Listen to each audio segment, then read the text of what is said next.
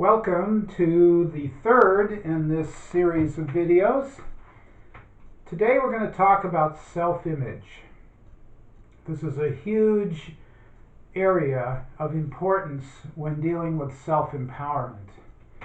Because if you don't have a good self-image, you're not going to get very far.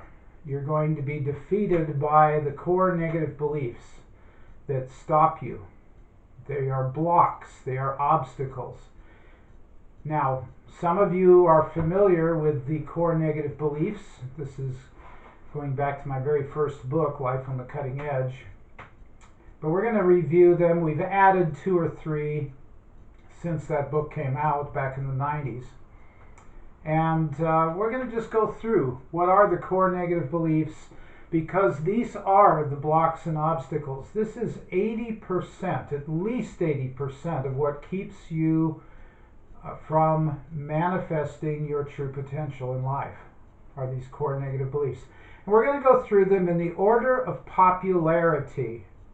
Popularity, meaning that the first one is the most popular core negative belief in the entire world. And I'm even going to say probably over half of all human adults, and probably some children as well, have this belief. Are you ready? Of course you know what it is. I'm not good enough. That is the most popular core negative belief in the world. I'm not good enough. It's a direct block to self-empowerment. Probably, if I had to say, what is the one greatest obstacle to self-empowerment, I would say the belief, I'm not good enough. Where do we get that belief from? Just about everywhere in society. It starts with parents that are just not perfect, especially if you're one of the older children in your family and your parents, quote, made all their mistakes on you.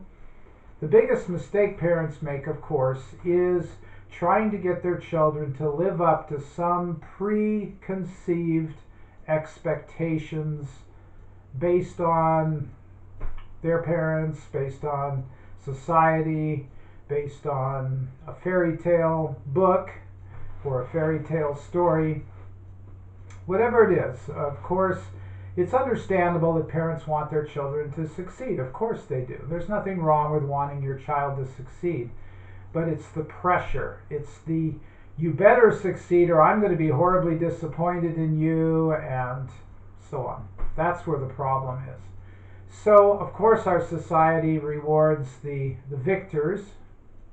That's just how it is. The victors in war, the victors in academics, the victors in economics, the victors in religion.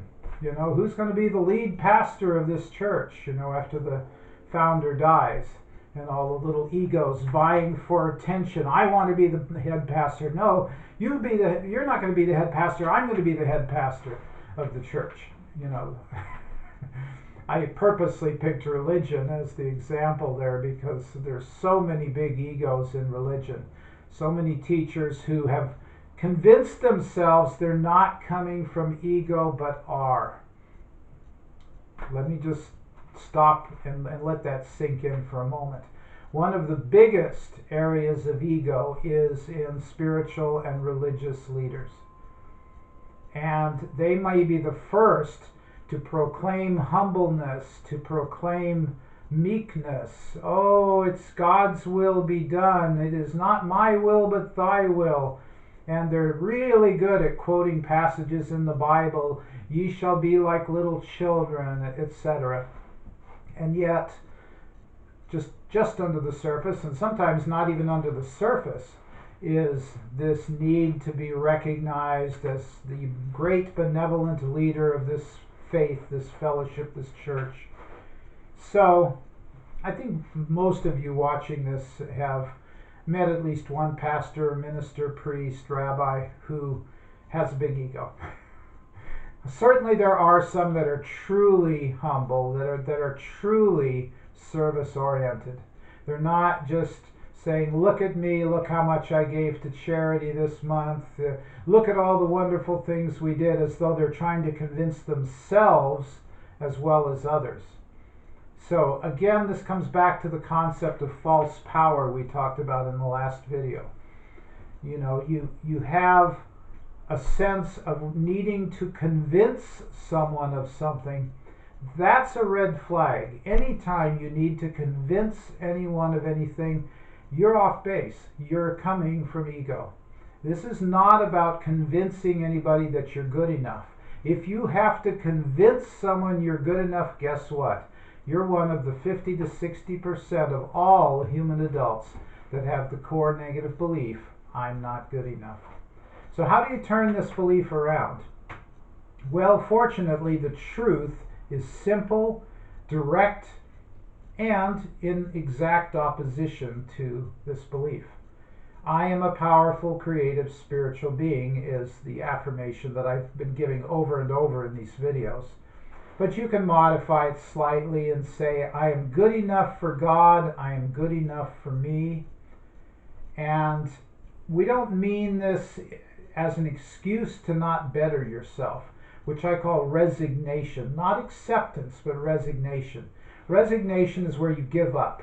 Well, okay, I'm just going to be the way I am. No need in bettering myself. No need in trying for anything. I just have to accept that I'm a poor, miserable schmuck. And God's going to love me anyway, even though I'm a poor, miserable schmuck.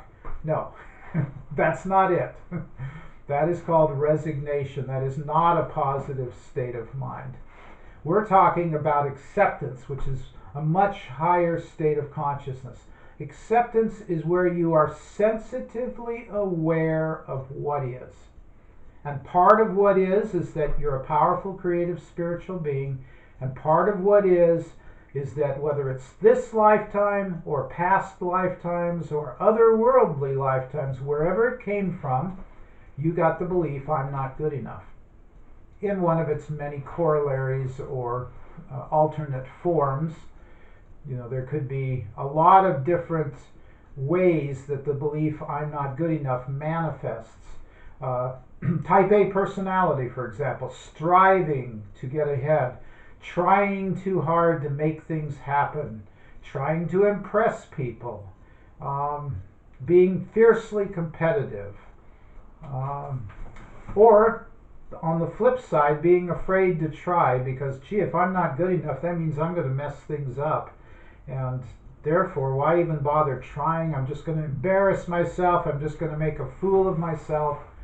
So why even bother?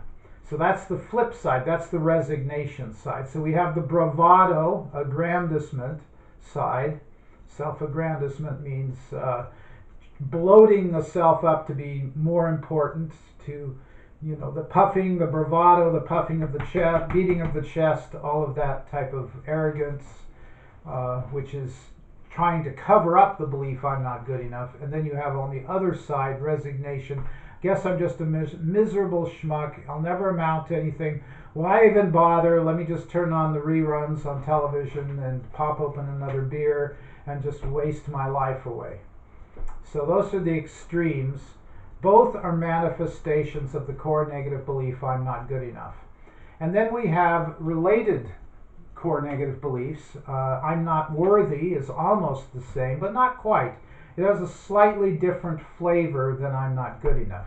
So we have I'm not worthy, which basically comes usually from guilt, which has been drummed into many of us when we were little, whether it was by the church, by the schools, by the parents, by other authorities. Basically, you know, you misbehaved and you were told, you're a bad person, go to your room. Well, you may have consequences for bad behavior, but never tell your children you are a bad person. That is just bad parenting. What can I say? It's bad anything to say you are a bad person, because that is like an I am statement. And if you're familiar with affirmations, you know that what you say after I am makes a great deal of difference. So if you say I am a bad person, then you're already lost. You're already defeated. And that brings us to the pathological core negative belief, something is wrong with me. also based on guilt. The idea that you are inherently defective or that you are a miserable sinner, as the church might have taught you, either in this lifetime or past lifetimes. I am a miserable sinner, I'm no good, I'm defective. God is going to punish me. I've got a fiery pit to fall into upon my death, where some guy in a red suit with a pitchfork and horns is going to be, giving me hard labor to do every day for the rest of eternity, or whatever your version of hell looks like. And that is what awaits those who are sinful and guilty and will be given eternal, ever after punishment. Sounds pretty bleak, and thank goodness it's just a belief system. A very powerful belief system. If you believe there's something wrong with you, you are much, much more likely to commit pathological behavior than any other core negative belief. So if you go to the mass murderers, the mass rapists, the career criminals, those who are constantly hurting people and not even feeling any remorse or regret, you'll find that deep inside is that core negative belief, something is wrong with me. So we have I'm not good enough, which is kind of a generic one, and then we have I am unworthy, which is a little more specific about guilt, and then we have something is wrong with me, which is the darkest, most negative belief you can have. Something is wrong with me. And most of the time it came from parents or school or churches. You misbehaved when you were wrong. Something's wrong with that kid. Misbehaving, acting up, crying when they thought you shouldn't be crying. Something's wrong with that kid. We have to do something about him. He's got a problem. And we take that internally into the subconscious mind, and we start believing that we are defective. Now, another one is I'm not safe. Now, this is a tricky one because it looks like there's a lot of dangers and hazards in this world. And so it seems to make sense that you might feel as though you are unsafe. And if there's a real danger in your life, then that's a justified statement. I'm not safe. Somebody's holding a gun to your head. You're definitely not safe physically. Truck is about to run over you. You're not safe. Whatever it is, if there's a real danger, you acknowledge it and you take action. Oh, I better get out of the street. This truck's going to run over me.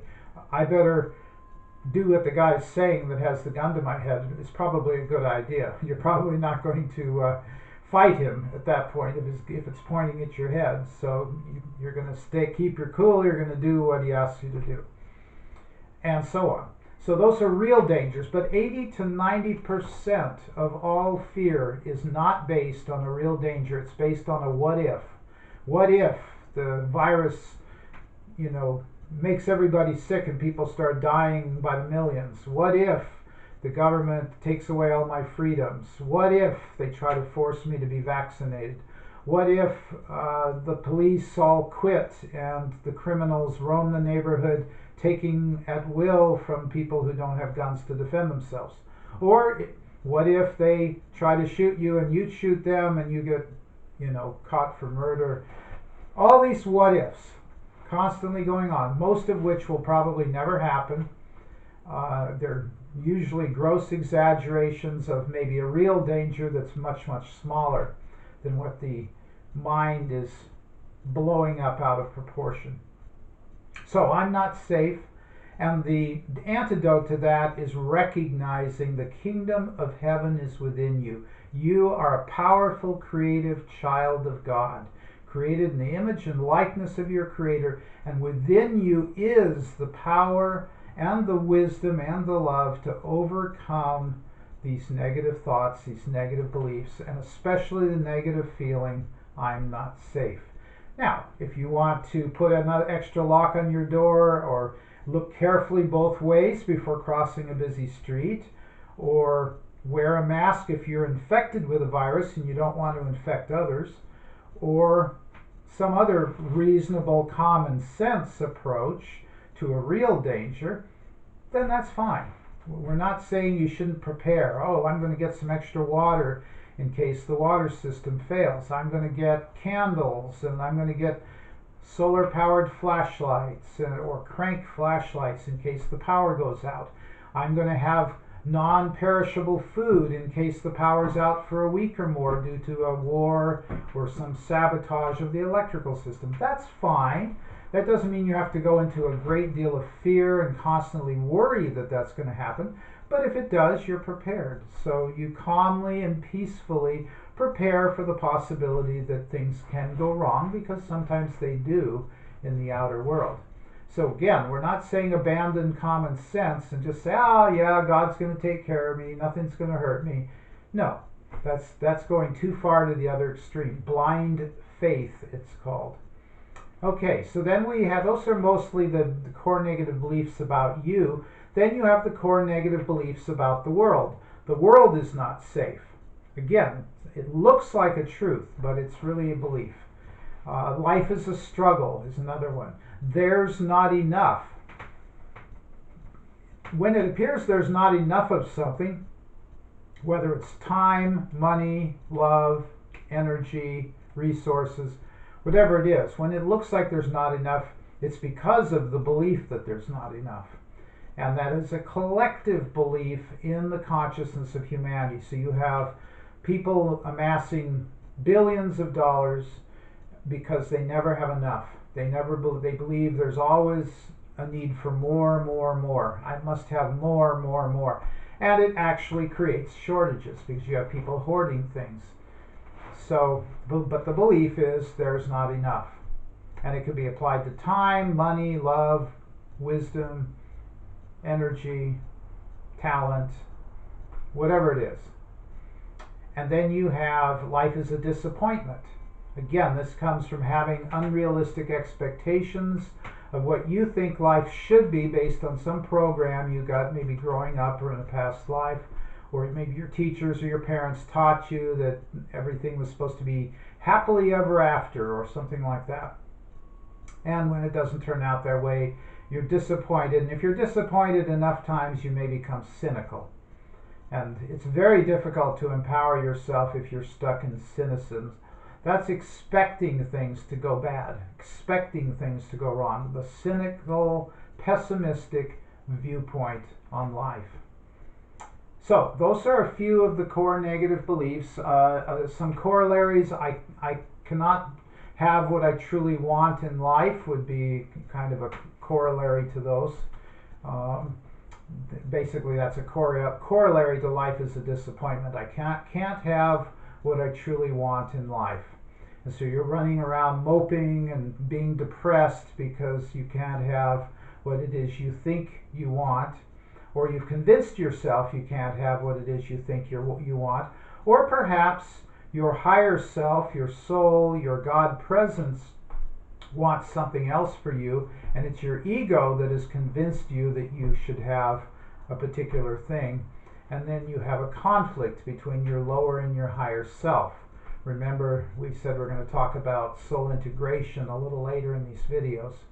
So in this case, your ego wants one thing and your higher self wants another, and so there's internal conflict going on, and that makes it hard to come into your power if you are divided or conflicted inside. And we're going to go into some of the dynamics of inner conflict as we go through these sessions. So we're going to keep these sessions relatively short. We're going to keep them basically to 15 to 20 minutes so that you can digest each segment. And in our next segment, we're going to talk about critical thinking, which is a lost art. And we're going to talk about how do you discern the truth about something. Because if you can't discern the truth, it's very difficult to move forward with your plans, with your projects. It's difficult to understand and know your purpose and mission if you're not able to use critical thinking, if you're not able to evaluate, investigate, explore, examine the things of your life, the things that are stopping you in your life. So, we will see you in the next video. Thank you.